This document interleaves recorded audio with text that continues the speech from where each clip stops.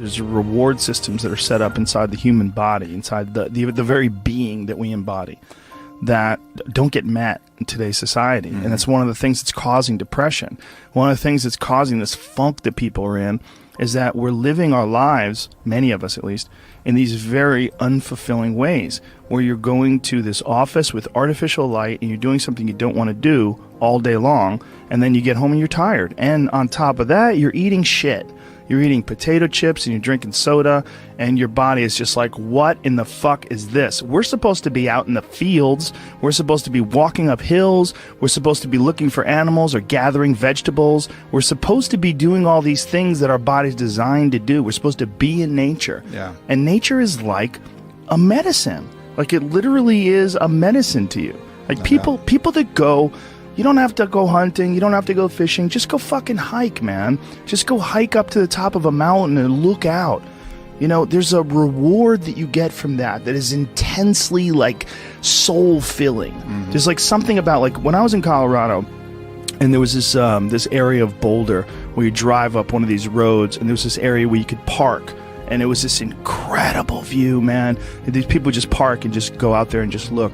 But you get there and you park and you go, fuck, because you would see, you're literally seeing the Continental Divide, these snow-capped mountains in July. Yeah. In July, it's covered with snow because those mountains don't give a fuck. Perspective.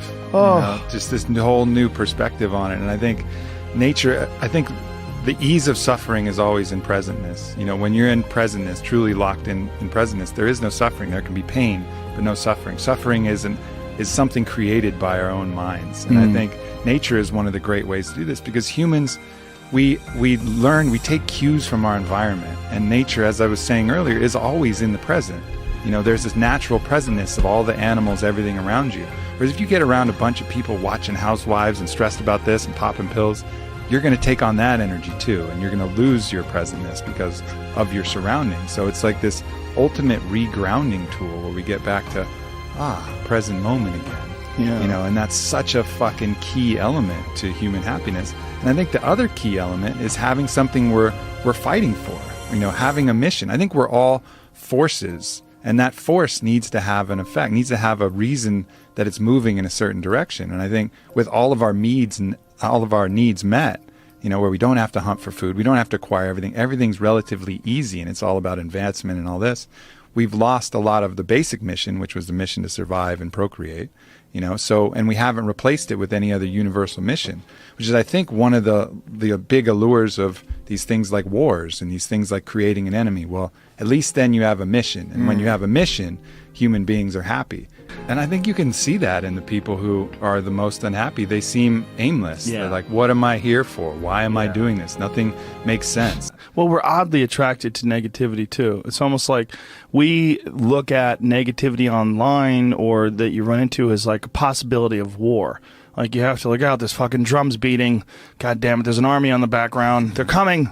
But, you know, it's like this real impulse to sort of batten down the hatches. When really it's just some fucking 36-year-old loser sitting in his parents' basement, you know, farting and smelling his own farts and angry online. I mean, that's really what a lot of you're dealing with. You're dealing with, like, really sick people. Like, people that have just, for whatever reason, they've not found their path. They've not found any happiness. They've not found any fulfillment. They haven't found any growth. They're just stifled or rotten in some sort of a weird way. It just hasn't really worked for them. Yeah. And so they're lashing out. They're lashing out at the world. And you run into one of those, and you're like, people suck. Yeah, and that's the initial response, and then the more conscious response is to look at them and have compassion for that person. Yeah, you know, that's hard to do, right? That is hard to do. You know, there's just two sets of dominoes that we can choose to take either path.